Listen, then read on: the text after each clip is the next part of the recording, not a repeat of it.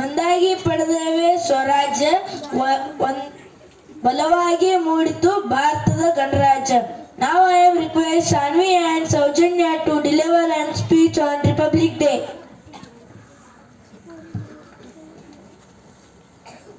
ದೇಶದಲ್ಲಿರಲಿ ಸಾಮರಸ್ಯದ ಒಗ್ಗಟ್ಟು, ಅದುವೇ ನಮ್ಮ ದೇಶದ ಪ್ರಗತಿಯ ಗುಟ್ಟು. ಎಲ್ಲರಿಗೂ ಮುಂಜಾನೆಯ ಶುಭೋದಯಗಳು.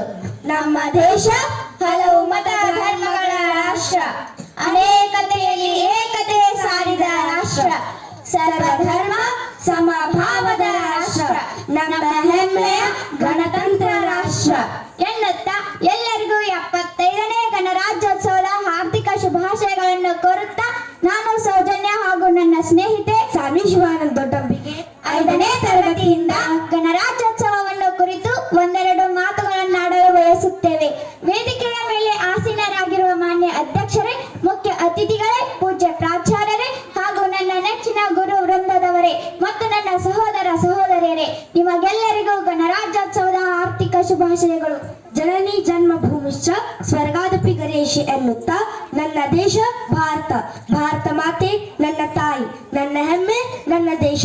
ಇಂದು ರಾಜ್ಯೋತ್ಸವದ ದಿನ ಅಂದರೆ ಜನವರಿ 26, 1950ರಂದು ನಮ್ಮ ಸಂವಿಧಾನ ದೇಶಾದ್ಯಂತ ಜಾರಿಗೊಂಡ ದಿನವಾಗಿದೆ. ಆದ್ದರಿಂದ ನಾವು ಅದನ್ನು ಬಹಳ ಅರ್ಥಪೂರ್ಣವಾಗಿ ಆಚರಿಸಬೇಕು. ರಾಜಪ್ರಭುತ್ವವನ್ನು ತ್ಯಜಿಸಿ ಪ್ರಜಾಪ್ರಭುತ್ವದಲ್ಲಿ ತನ್ನ ನೈಜ ಅಸ್ತಿತ್ವವನ್ನು ಸ್ಥಾಪಿಸಿದ ದಿನ ಈ ಸುದಿನವಾಗಿದೆ. ಪ್ರಜೆಗಳಿಂದ ಪ್ರಜೆಗಳಿಗಾಗಿ, ಪ್ರಜೆಗಳಿಗೋಸ್ಕರ, ಪ್ರಜೆಗಳೇ ಪ್ರಭುಗಳಾಗಿ ಆಡಳಿತ ನಡೆಸುವುದಾಗಿದೆ. ಹಲವಾರು ರಾಷ್ಟ್ರಭಕ್ತರ ಹೋರಾಟದ ಫಲವಾಗಿ 1947 ಆಗಸ್ಟ್ 15ರಂದು ನಮ್ಮ ದೇಶ ಸ್ವತಂತ್ರವಾಯಿತು. ಆದರೆ ಭಾಗಶಃ ಇನ್ನು ಈ ಸ್ವಾತಂತ್ರ್ಯವು ಅಪೂರ್ಣವಾಗಿತ್ತು.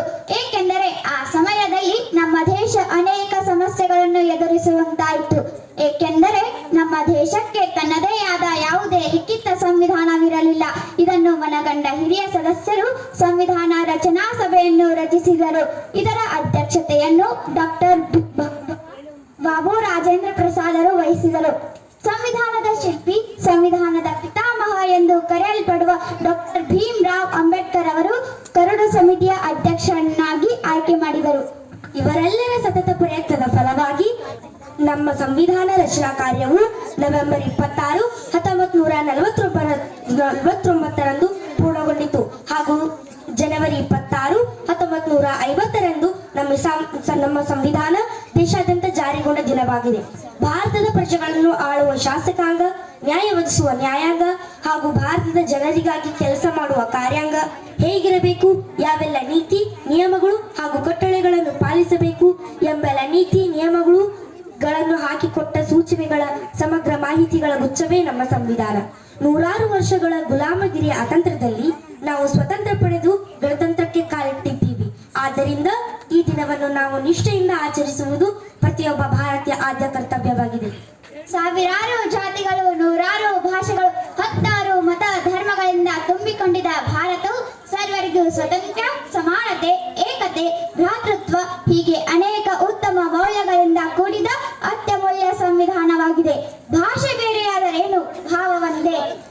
ಉತ್ತರದಿಂದ ದಕ್ಷಿಣದವರೆಗೂ, ಪೂರ್ವದಿಂದ ಪಶ್ಚಿಮದವರೆಗೂ ನಾವೆಲ್ಲರೂ ಭಾರತೀಯರು ಒಂದೇ.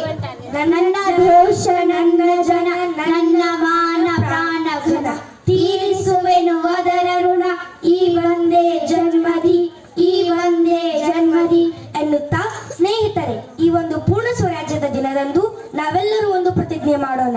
ನಾವು ಭಾರತಕ್ಕಾಗಿ ದುಡಿದು ತನ್ನ ಋಣ ತೀರಿಸುವವನೇ ನಿಜವಾದ ಭಾರತೀಯ.